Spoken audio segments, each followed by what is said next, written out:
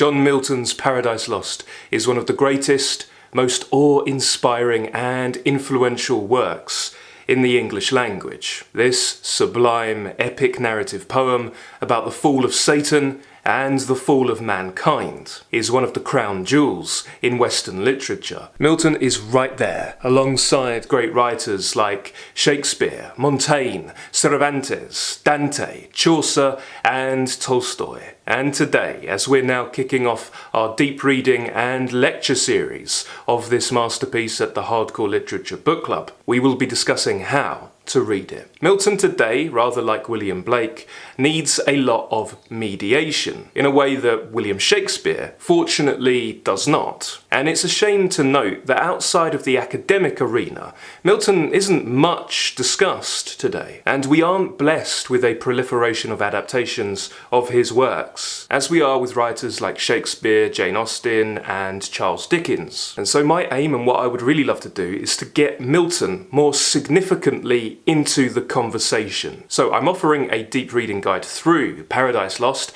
and it's going to be a life-changing experience. And if you're a first-time reader of Paradise Lost, please don't let its difficult reputation put you off. The fact that it's a very long 17th century poem that explores the most thought-provoking theological problems really shouldn't stand in the way of you enjoying what is ultimately a powerful and compelling story. With a little bit of a helping hand, you'll find that Paradise Lost is compulsively readable, and you'll be hooked right in and dragged all the way through it. And the wonderful thing about Paradise Lost is that no two readers read the same epic. Everybody has a different experience with this masterpiece, and what's even more extraordinary is that you won't read the same work at different stages of your life. If you fall madly in love with Paradise Lost, as I have, I implore you to consistently reread it and reread it endlessly over the course of your life, and you'll find that different things will resonate with you, move you and inform you at one stage in your life as opposed to another stage. And so the poem is inexhaustible, it's endless, and it's a literary touchstone. So let's talk about how to appreciate it. There are two primary sweeping story arcs in Paradise Lost. The one we're pulled into from the get-go, and the one which many readers find the most resonant, is Satan's arc, the story of the fall of Lucifer. We find him banished to hell with the other fallen angels, and we get these incredibly chilling and rousing speeches in the capital city of hell, Pandemonium. Satan decides ultimately that it's better to reign in hell, though damned, than be subservient to God in heaven. And we see Satan plotting and exacting his revenge upon God. And he has his revenge by corrupting God's favourite creation, mankind. And we get an endless procession of extraordinary and intoxicating imagery. If you love the Gothic, if you love science fiction, because yes, Milton is a strong precursor to the genre, if you love the sublime, then you will be awed into silence as you watch Satan the Leviathan winging his way through the abyss to wreak his revenge. And he enters the Garden of Eden and takes the form of the infernal serpent to tempt Eve. Which brings us on to our second story arc. It's the story of Adam and Eve. We see how they spend their time in Edenic bliss. We see them eating, walking through nature, cultivating the flowers, and having guilt-free sex. Indeed, whilst the passages that concern Satan read like a Shakespearean revenge tragedy, the passages with Adam and Eve read like an intensely erotic love poem. And so we see what their life was like in the Garden of Eden, and then we see their fall, their expulsion from bliss, from Eden, after defying God's command not to eat the fruit of the tree of knowledge of good and evil. And this is a formulation that I've long found intensely fascinating. Notice that it's the knowledge of good and evil that damns us. It's not the good and evil itself, but rather an awareness of morality, an awareness of binaries when it comes to good and evil. As they say, ignorance is bliss. And pre-fall, we were ignorant of the fact that there was even a distinction between good and evil, and our becoming aware of it, our becoming conscious of it, was our ultimate undoing. And in eating of the fruit of the forbidden tree, Adam and Eve bring death and suffering upon the world. We also see in Paradise Lost the Son of God, Jesus Christ, discoursing with the Almighty and volunteering to be a scapegoat, to sacrifice himself in order to save mankind, to take the sins of the world upon him and save mankind. Now, one of the interesting things about reading Paradise Lost is that if you're raised in a Western culture, brought up in a Christian country, then you have implicit knowledge of the Bible stories. Now, it's true that in recent years, our knowledge of the Bible has atrophied. It's not what it once was. It's certainly not what it was back in Milton's day, but it's still there. We still have an implicit understanding of the Genesis story and the story of the fall of man. And it continues to inform our worldview and continues to bear a strong influence on our stories today. And so the thing is, you know the story. And so you might think, well, what's the point in reading through it? Wouldn't that be boring?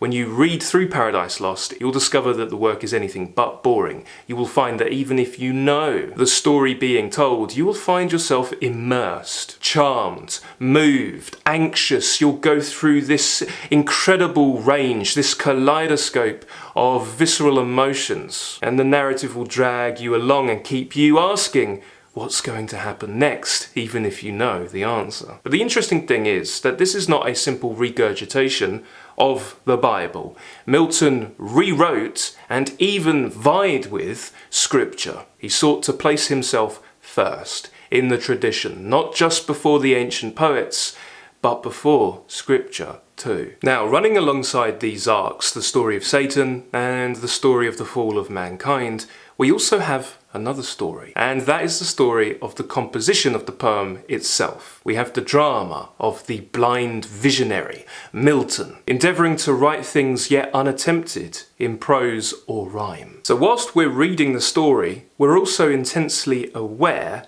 of the creative process, the writing process, and we might say that there's a great drama in the language itself. Even if the story were not so thoroughly compelling and moving and powerful and rousing, even if the story was inconsequential, and of course it's anything but even if that were the case, there is more than enough to excite us and intoxicate us with the language itself. We are blessed with extraordinary linguistic inventiveness, great gusto, vitality and splendour. And when it comes to the English language itself, Milton sits up there in the top three, alongside Shakespeare and James Joyce. Whilst we're thinking about Milton's language, that leads us on to a golden rule when it comes to Paradise Lost. Indeed, this is a golden rule when it comes to any poetry, but most certainly this epic poem. And the rule is you want to read this aloud. Read the lines aloud to yourself, recite to another if possible. If you come across a really extraordinary passage and you have someone to share it with, then you absolutely should embrace that. Now, if you don't want to read it aloud yourself, you absolutely should listen to somebody else recite it. Get yourself a great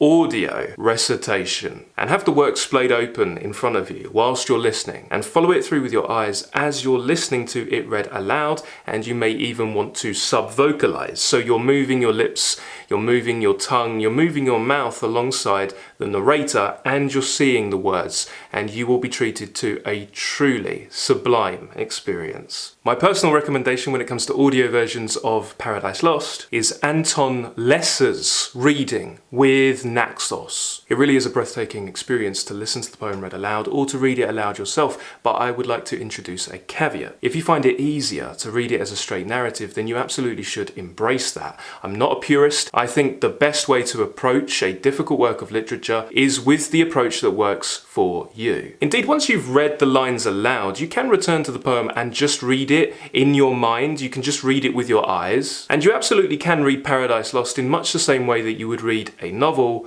or a play by William Shakespeare. And I think Shakespeare makes the most apt parallel, because this is essentially a closet drama, or it's a drama that could have been, but never was. Now, closet dramas, which would become very popular in the Romantic era, are those dramas that are not subservient to the stage, but rather you read them in solitude and you produce them in the theatre of your mind. You clothe the characters, the cast, you set the scene. You are responsible for producing this play in your mind. And Milton had dramatic aspirations. He was intensely influenced by Shakespeare, and he had it in his mind to pen a tragedy, which he was going to call Adam Unparadised, or Paradise Lost, and then it became what we have today. Now, when you read the poem aloud, when you recite it, bear in mind that this would have been the only way that the poet himself could have read the poem. That was the only way he could have read his own work, and that was how he composed it. By the time he was writing Paradise Lost, Milton was completely blind, and he would compose this masterpiece by committing 20 lines to memory in the evening, and then dictating it to amanuenses or his daughters in the morning. And this is something that you can and should do. Aim to commit snatches of Paradise Lost to memory, possess it by memory and learn it by heart. And how do you do that? You do that by rereading, and you cannot read a poem unless you reread it. That's how you understand a poem and really get inside it. You cannot read a poem once, you need to read it multiple times aloud and then try to recall those lines from memory, and take it from somebody who naturally has quite a poor memory. This is a skill that you can build up, much like the imagination. The imagination of the population isn't what it once was, thanks to the age of the screen. But by consciously flexing it, reading through a work and deliberately trying to visualize everything, by consciously flexing the imagination, you can make it as strong as it should be, and the same is true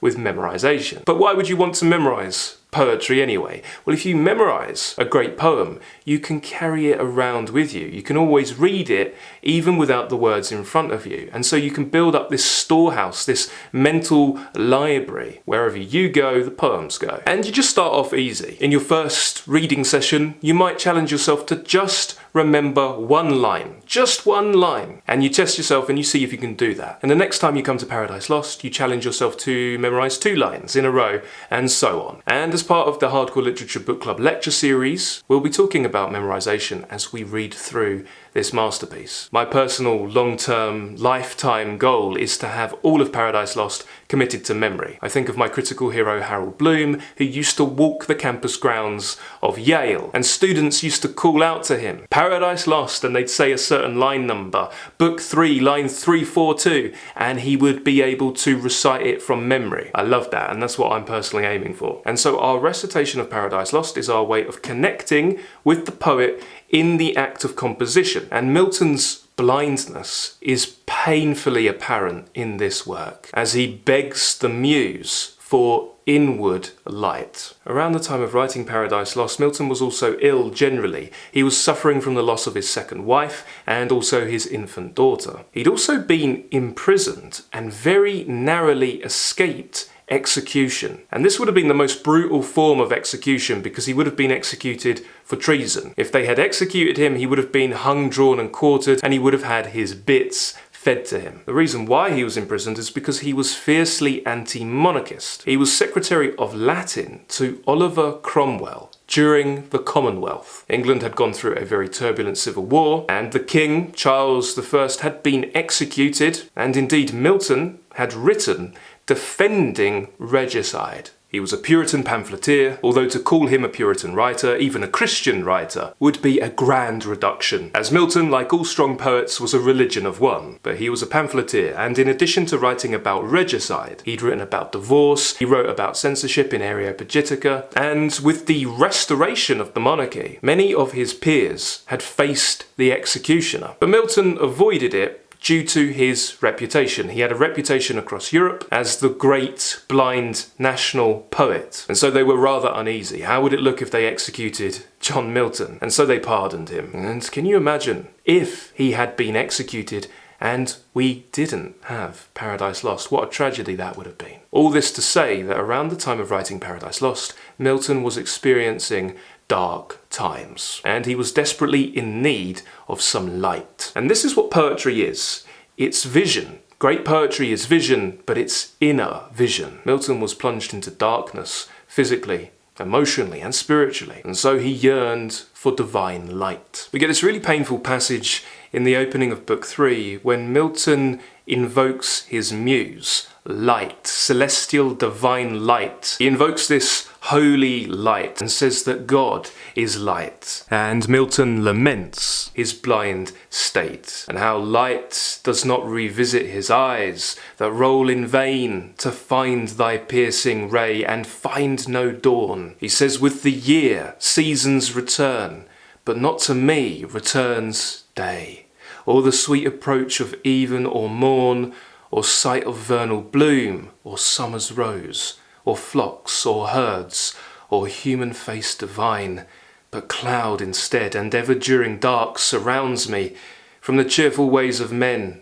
cut off. It's painful, and for an intensely visual poem, because Milton is a master at making us see what he's putting on the page, what he's expressing, for an intensely visual poem we are receiving constant reminders throughout that the poet himself cannot see. And so he asks the celestial light to shine inward, to plant eyes inward, and to give him a greater sight. So much the rather, thou celestial light, shine inward, he says, and the mind through all her powers irradiate.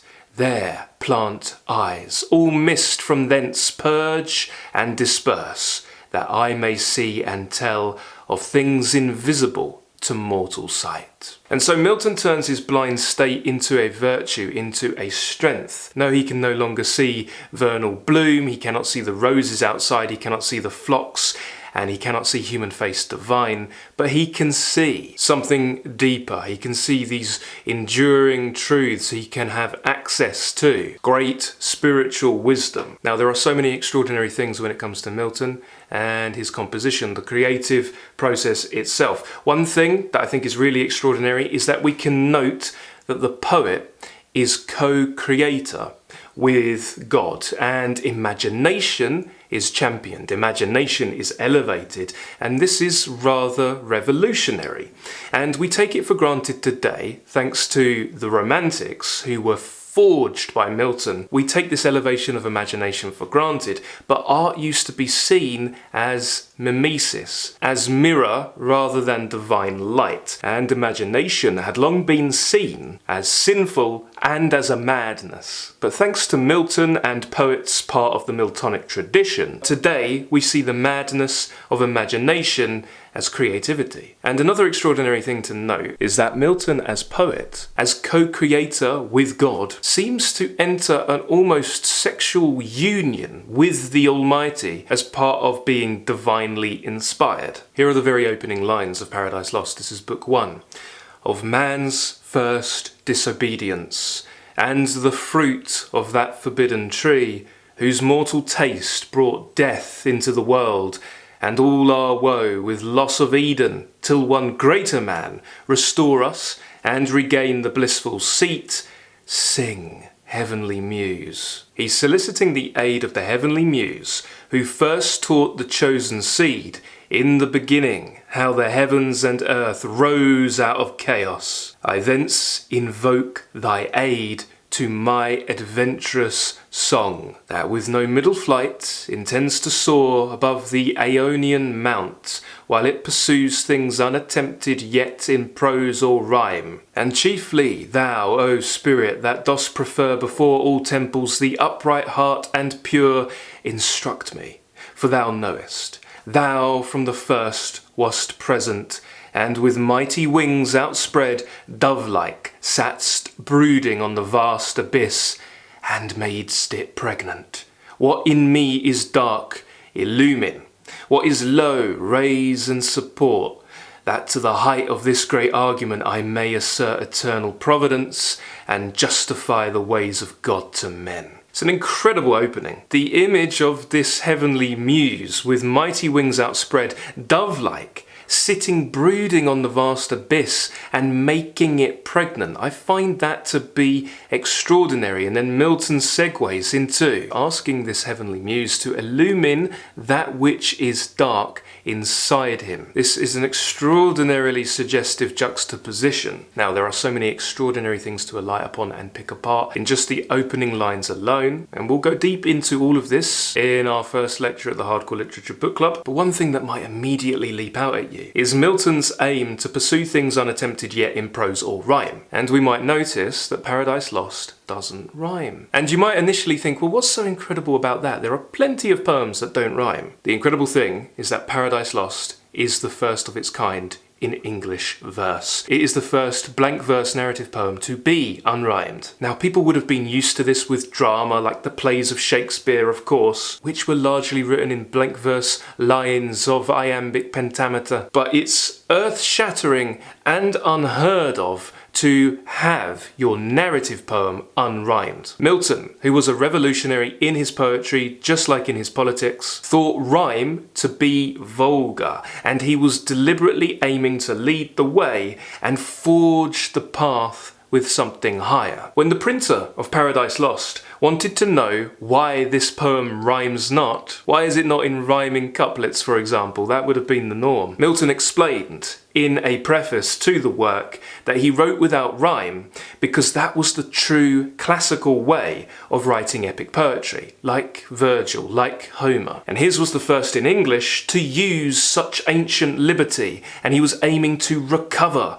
the heroic poem. And he says essentially it might seem vulgar, but rhyme is the true vulgarity. Rhyme, to Milton, was the invention of a barbarous age, and nothing but a hindrance ultimately. And so Milton was there to liberate English poetry from this modern bondage. And indeed, when you read Paradise Lost, the fact that it doesn't rhyme certainly is not a detriment to your appreciation. In fact, one can hardly imagine it being better if it had rhymed. It really is so impressive when you see how compressed everything is, how much Milton can squeeze into the syllabic count, into the meter. The Miltonic line is a diamond, a perfectly forged diamond. And the entire work is a glittering treasure trove. Indeed, Dr. Samuel Johnson said that Milton wrote in no language. And if you read through Paradise Lost, you can absolutely understand why he would say that. Milton also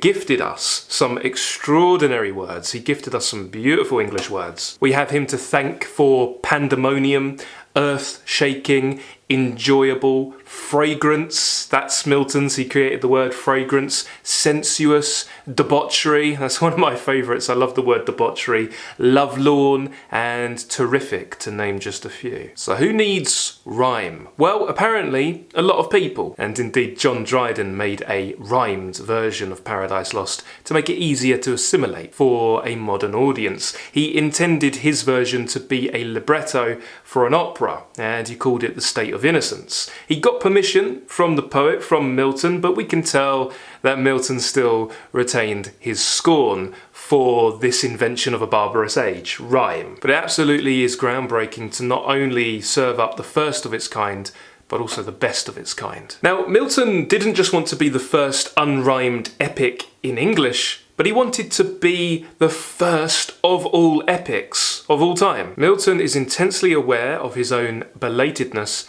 and he has one of the most incredible anxieties of influence, to use a Bloomian term, of all the poets. Anxiety of influence is the consciousness of one's precursors and agonistically wrestling with them. In ancient Greece, poets, playwrights would compete for top prize at the city Dionysia, and the literary canon is a product of such wrangling with and wrestling with one's peers and one's precursors. Now, the stronger the poet, the stronger the anxiety of influence, and the greater their ability to make themselves seem first. And not only do strong writers have a strong anxiety of influence, but their influences are also as strong as possible.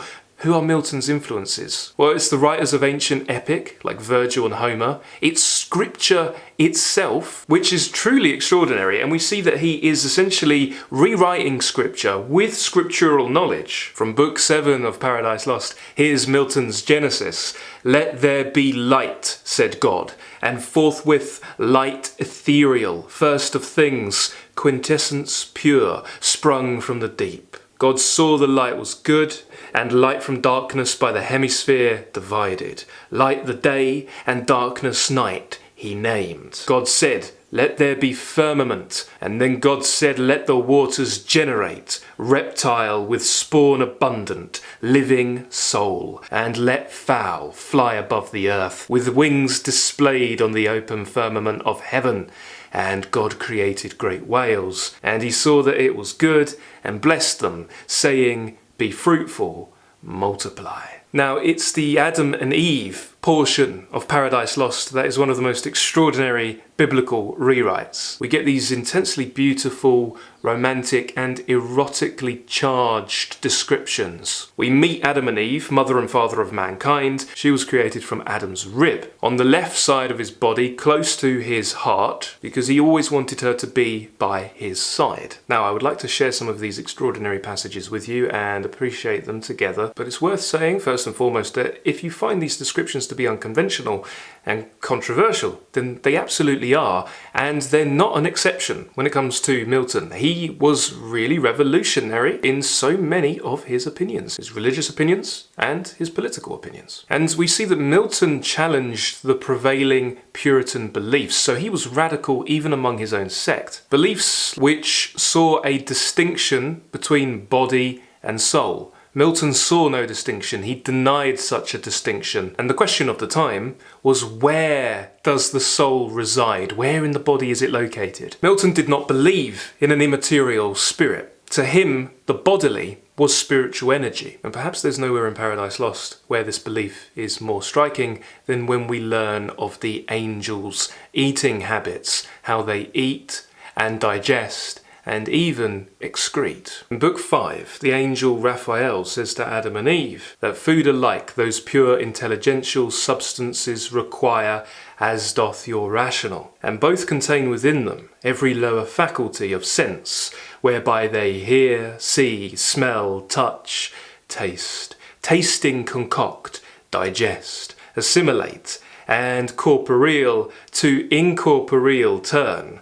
For no, whatever was created needs to be sustained and fed. We're told angels have a keen dispatch of real hunger and concoctive heat to transubstantiate. And here comes the digestion and excretion. What redounds transpires through spirits with ease. So it's good to know that the heavenly angels have easy bowel movements. Now, there's another area in which Milton's beliefs differ from those of his Puritan peers. The prevalent belief among Milton's contemporaries was that of the Calvinist belief of divine predestination. What does this mean? Well, this means that whether you are saved or damned is ultimately already predetermined. It's determined by the will of God. This means that we do not have free will. God causes all and has chosen in advance who will find salvation and who will be condemned. But we see in Paradise Lost that Milton's aim was to explore the problem of theodicy, justifying the ways of God to men. And so when we engage with Paradise Lost, we are entering into the fate free will debate. Who was ultimately responsible for the fall? And Milton comes out on the side that we were responsible, or indeed our primal parents were responsible for the fall, not God. Foreknowledge does not mean responsibility. Just because God knew it was going to happen doesn't mean he caused it to happen. And we learnt in the Hardcore Literature Book Club through our deep reading of Dostoevsky's The Brothers Karamazov, what a masterpiece. We learnt that the answer to the question of suffering in the world, the problem of suffering, why do bad things happen to good people? How can a benevolent and loving God allow evil to transpire here on earth? The answer to this question is free will. That's the answer. You can have happiness or you can have free will. Here's Raphael in Book 5 of Paradise Lost speaking with Adam. Son of heaven and earth, attend. that thou art happy, O to God, that thou continuest such, O to thyself, that is, to thy obedience. Therein stand. This was that caution given thee. Be advised, God made thee perfect, not immutable, and good he made thee, but to persevere he left it in thy power, ordained thy will, by nature free, not overruled by fate, inextricable or strict necessity. Our voluntary service he requires, not our necessitated. Such with him finds no acceptance nor can find, for how can hearts, not free, be tried, whether they serve willing or no, who will but what they must by destiny, and can no other choose? Essentially, how can man be punished? How can anyone be punished if they have no say in the matter, if they have no free will? That seems extraordinarily unfair. And the angel says, freely we serve, because freely we love, as in our will to love or not. In this we stand or fall, so we have a choice to do good or do evil. That's why there is evil in the world, because we have free will and some people choose it. And good wouldn't be good if there wasn't a potential alternative, if there wasn't a possible alternative choice. And good is good because you choose it freely of your own accord. And very often it's a difficult choice. Choosing to love, choosing to do good in the world is not always the easiest choice. Now, as I said, let's appreciate some of those passages of Adam and Eve. I find these really interesting because it is through the eyes of the voyeuristic, jealous Satan that we first see the mother and father of mankind. After a beautiful and resplendent and romantic series of descriptions of Eden, flowers of all hue and without thorn the rose, murmuring waters falling down the slope hills, and the birds fill the air with song, the birds their choir apply, airs, vernal airs, breathing the smell of field and grove, we're told that Satan, the fiend, saw undelighted all delight. All kind of living creatures new to sight and strange, two of far nobler shape, erect and tall, godlike erect, with native honour clad in naked majesty, seemed lords of all, and worthy seemed, for in their looks divine the image of their glorious Maker shone, and Adam's fair large front and eye sublime declared absolute rule. Both of them are naked, and we're told, nor those mysterious parts were then concealed. Then was not guilty shame, dishonest shame of nature's works, honour dishonourable, sin bred, so passed they naked on, nor shunned the sight of God or angel, for they thought no ill, so hand in hand they passed, the loveliest pair that ever since in love's embraces met.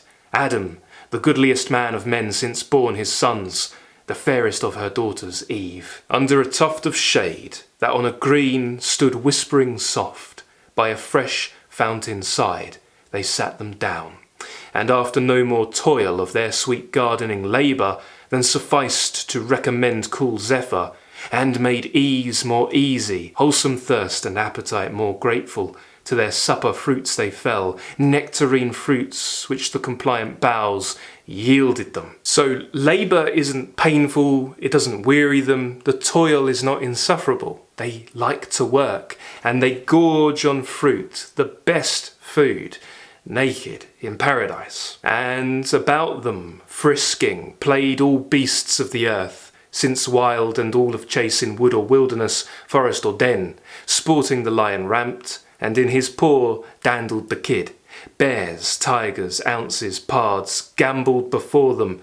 The unwieldy elephant, to make them mirth, used all his might, whilst all of this grandeur, this splendour, this beauty, this innocence is unfolding. We see Satan gazing upon it all. Satan still in gaze. At first he stood, scarce thus at length failed speech recovered sad. O hell! What do mine eyes with grief behold into our room of bliss, thus high advanced, creatures of other mould, earthborn perhaps, not spirits, yet to heavenly spirits bright little inferior, and he sees a divine resemblance shining in them, and such grace about them, that the hand that formed them on their shape is clear. He can see the hand of God in these creatures. And so he watches on jealously, and he thinks to himself, okay, enjoy it, Enjoy it whilst it lasts, innocent creatures, because it's not going to last for too much longer. And so we have Satan stewing in jealousy, and then we have Eve telling the tale of her own birth. And I absolutely love this passage. This is in book 4. That day I oft remember, she says, when from sleep I first awaked, and found myself reposed under a shade of flowers, much wondering where and what I was, whence thither brought, and how. Not distant far from thence a murmuring sound of waters issued from a cave and spread into a liquid plain, then stood unmoved, pure as the expanse of heaven. I thither went with unexperienced thought, and laid me down on the green bank to look into the clear, smooth lake, that to me seemed another sky. As I bent down to look, just opposite, a shape within the watery gleam appeared, bending to look on me. I started back. It started back. But pleased I soon returned. Pleased it returned as soon, with answering looks of sympathy and love. There I had fixed mine eyes till now, and pined with vain desire, had not a voice thus warned me. What thou seest, what there thou seest, fair creature, is thyself. With thee it came and goes, but follow me, and I will bring thee where no shadow stays thy coming, and thy soft embraces. He, whose image thou art, him thou shalt enjoy inseparably thine. To him shalt bear multitudes like thyself, and thence be called mother of human race. What could I do but follow straight, invisibly thus led? And then, of course, she meets with her other self, Adam, he from whose flesh, from whose bone she was taken. But then it's through Eve that Satan starts to wreak his revenge. He starts to whisper in her ears. And thinking of Satan, many critics have said that Satan is the centre of Paradise Lost. And nowhere is Milton's anxiety of influence and biblical rewriting more evident than in this central antagonist, the character central to the work. Percy Bysshe Shelley said that the devil owes everything to Milton. Essentially what he's saying is that everything we think about the devil today is due to Milton's Paradise Lost, rather than the Bible. And this is true. Our conceptions of Satan, our image of the devil, is thanks overwhelmingly to Milton's Paradise Lost. In this story we have a rather unbiblical Satan, a Satan that disturbed readers from the get-go. Indeed, Andrew Marvell wondered whether Milton, in his representation of Satan, would ruin the sacred truths. Now, you absolutely need to understand Milton's Satan in order to understand poetry from the Romantic era onwards, because he is absolutely everywhere in Romantic writings. Milton's Satan is the ultimate Byronic hero, or Byronic anti-hero. When we speak of dark, tragic anti-heroes, we use Lord Byron's name. He set the template for us. But Milton's Satan was first, and continues to masquerade in literature even today. We see Mary Shelley's modern Prometheus, Frankenstein's monster, owes an enormous amount to Milton's Satan. And indeed one needs to read Paradise Lost in order to penetrate to the core of that masterpiece. We see Milton's Satan in Heathcliff, in Emily Bronte's Wuthering Heights. We see him in Herman Melville's Ahab. Indeed, Hazlitt, giving voice to the Romantics at large, saw Satan as the true hero of Paradise Lost, which is a rather different view from the one that C.S. Lewis would go on to have. C.S. Lewis thought that we should start our mornings with a good old hatred of Milton's Satan. So Milton's Satan is influential, but before him, who did we have? Well, we had Shakespeare's tragic protagonists, and it's testament to Milton's strength that he is belated, and yet we can bring him into the conversation with Shakespeare. We can speak of Shakespeare's most profound protagonists in Miltonic terms. Milton was 8 years old when his precursor died, and though he called Edmund Spenser, the writer of The Faerie Queene, his great original, It is his agonistic wrestling with William Shakespeare that resulted in this masterpiece. So, which of Shakespeare's protagonists are lurking in Milton's Satan? Well, there's Iago from the tragedy of Othello. Now, Samuel Taylor Coleridge said that Iago had a motiveless, motive-hunting malignancy, but we can't really say that about Milton's Satan. He has his reasons. He really does have his reasons for seeking revenge, and it is that theme of revenge that ties us to another one of Shakespeare's masterpieces, and that's the tragedy of Hamlet, the Prince of Denmark. Satan's lines are cognitively challenging, aesthetically pleasing, and incredibly rousing, and he gives voice to philosophy in such a way that we take it that a living, breathing, thinking entity is before us. With Satan, much like with Hamlet, we can hear his mind whirring. So with Hamlet we have that theme of revenge, and we also have Macbeth in there too. Now, one of the interesting things about Milton's Satan is we have this Machiavellian schemer, yes, but we also have sympathy for the devil. And remember that having sympathy for another, being in simpatico with another, means you feel their pain and you take it on as your own. Their pain is your pain. And we can see that Milton is certainly pained along with the fallen angel, and he invests a lot of his sympathies into Satan's speeches, his position. And I ask, do we not understand why Satan vows vengeance? And the answer is yes, we absolutely do. No, Satan is not a figure of aspiration. That's different. And we may not like it, but in the character of Satan, Milton gives us a flawed and intensely real anti-hero. Satan is cast out of heaven with all his host of rebel angels. Him, the almighty power, hurled headlong flaming from the ethereal sky, with hideous ruin and combustion down to bottomless perdition,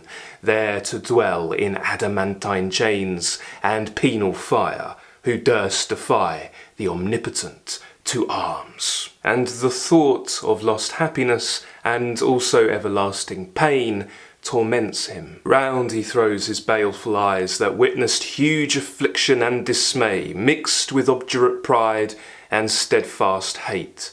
At once, as far as angels ken, he views the dismal situation, waste and wild, a dungeon horrible. On all sides round as one great furnace flamed, yet from those flames no light, but rather darkness visible, served only to discover sights of woe, regions of sorrow, doleful shades where peace and rest can never dwell. Hope never comes that comes to all, but torture without end still urges, and a fiery deluge, fed with ever-burning sulphur, unconsumed. Now, like Shakespeare's tragic protagonists, Satan realizes that heaven and hell are states of mind. The mind is its own place, he says, and in itself can make a heaven of hell, a hell of heaven. And whilst the descriptions of paradise, Eden pre-fall, are incredibly beautiful and lush, it's the descriptions of pandemonium, of hell, that are most striking, most sublime, and linger longest after we have read Paradise Lost. We have lakes of liquid fire, we have billowing smoke, and towering citadels of armed fallen angels, creating an ungodly din. And contemplating the idea that the field is lost, the battle with heaven is lost, Satan, in an iconic speech, says, all is not lost. The unconquerable will and study of revenge, immortal hate and courage, never to submit or yield, and what is else not to be overcome. So they come to the conclusion that yes, they're cast out of heaven, but they will war eternally with heaven. They're not going to make things easy for God. Now, we've just scratched the surface of what makes Paradise Lost So great, this is just a light introduction. But if you would like to deep read this masterpiece with a great group, if you would like a guided exploration of hell and the Garden of Eden, then please go to patreon.com/hardcore literature, where with the Hardcore Literature Book Club, we will be doing exactly that. So let's talk pacing. We will be discussing 2 books of Paradise Lost per lecture. Paradise Lost was first split into 10 books and then later divided into 12. We will discuss books 1 and 2 in our first lecture and then 3 and 4 in our next lecture, and so on. Our lectures will go live on a fortnightly basis, so every other week, which gives you ample time to really get the most out of this work. We're also enjoying many other great books. At time of recording, we're reading and coming close to wrapping up Alexander Dumas' The Count of Monte Cristo, and that's been such a beautiful experience. So many readers have fallen utterly in love with Alexander Dumas' epic adventure novel, and many readers have blitzed through this book. They've binged through it and finished it, but there are also many readers who are slowing right down and they're exploring all the different potential rabbit holes and side avenues. And as usual with our big reads, it's been such a vibrant and thought-provoking discussion, and you may find that Paradise Lost and The Count of Monte Cristo complement each other very, very well. Of course, if you've read Alexander Dumas' book, then you'll know exactly why. We're also continuing to read the works of William Shakespeare. We're working our way through his complete works. At time of recording, we've recently enjoyed the second part of Henry IV, which I must say is my personal favourite play that we have discussed as part of this read-through to date, and our next play will be Much Ado About Nothing, which is another really great one. And this is a really fun project. It's completely self-paced. You can go all the way through the complete works of Shakespeare and you can follow along, or you can hop on for specific plays that take your fancy. We'll very soon be diving into Hamlet, and that will be a very complimentary read when it comes to Paradise Lost. Our reading of Paradise Lost is going to coincide very nicely with our reading through of Shakespeare's sublime years and his tragic procession. And at time of recording, we're gearing up for our next big read, which is Ralph Ellison's Invisible Man, and that's going to be a really special, really thought-provoking reading experience. And then we will also be reading Charlotte Bronte's Jane Eyre. And of course, many readers are enjoyably tackling some of the books in the back catalogue. Books like George Eliot's Middlemarch, Tolstoy's Anna Karenina, James Joyce's Ulysses, Herman Melville's Moby Dick, and many, many more. And so every other week we will tackle 2 books of Paradise Lost. We will have our discussion thread, we'll have our lecture, we'll have links and resources to things that you might find interesting, documentaries, things to read and listen to, and we will also have questions to prompt discussion and reflection. So if you're following the lectures as they come out, you will have ample time to go at a beautifully slow pace and make this a very thoughtful reading experience. If you're working through the book with my recommended paperback, which is the Oxford World's Classics edition, then books 1 and 2 are around 60 pages. And so if you're following along live, you'll only have to read a few pages per day, pages that look like that, and it's very, very doable. So we'll be taking Paradise Lost through the autumn months, and it's going to be a life-changing experience. So let's talk briefly about recommended editions. As I've said, I recommend the Oxford World's Classics paperback version because it is very clean and uncluttered. It's very, very slim, and it makes the poem less daunting to approach. It's easier to digest and assimilate. Now, with writers like Milton, Spencer, Shakespeare, you'll find many editions are absolutely covered in annotations. They have huge introductions, tons and tons of notes, and that can very often make the reading experience more difficult than it needs to be, because then you keep glancing down at the footnotes, it takes longer, you lose the thread of the story. And so the reason why I like the Oxford World's Classics edition is because it's very, very clean. It doesn't have a ton of annotations. Sometimes it'll have footnotes, but you don't really need to look in the footnotes. You can still understand it without the footnotes. So I recommend this edition, but honestly, I'll be referring to books and line numbers throughout, so you can use whatever edition comes to hand. Now, let me give you another edition. If you want a really deep dive into Milton and you want a more academic approach, if you want to understand his allusions, you want to look at the etymology of different words and really really get into the weeds with it, then this Routledge edition of Milton's Paradise Lost is phenomenal. This is the edition that I used during my second year of studying English language and literature at Oxford. As you can see, the notes are more extensive in this version. Now let me give you another recommendation, since no two readers are alike and different readers will approach these books in different ways. You could also check out John Milton's The Major Works, including Paradise Lost, in this Oxford World's Classics version. This is perfect for those of you who want to make Milton something of a special author. If you want to learn a little bit more about his other writings like Areopagitica, if you want to read some of his poetry, which is phenomenal, then this is a very, very good and portable edition. Now, I also recommend you get yourself a good audio version. I personally recommend the Naxos recording with Anton Lesser, who does a phenomenal job. His narration really brings the story alive. He really brings the poetry and the characters alive, and I highly recommend you enjoy that reading and listen to it read aloud as you read through yourself. So have the book open in front of you and listen and read simultaneously. Now, if you're raring to go and you want to dive right into Paradise Lost, here are some practical recommendations.